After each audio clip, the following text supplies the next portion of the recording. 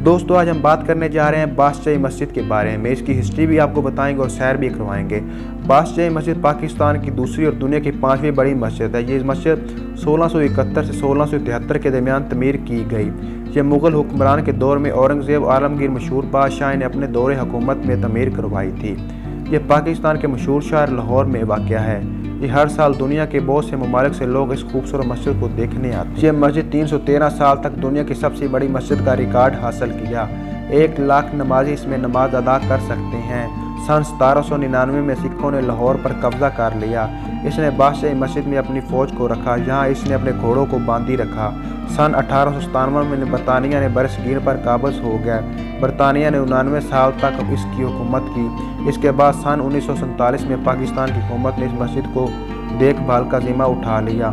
सन 1939 से सन 1960 तक इसकी मुरम्मत की गई, जिस पर 48,95,880 रुपये खर्चा आया।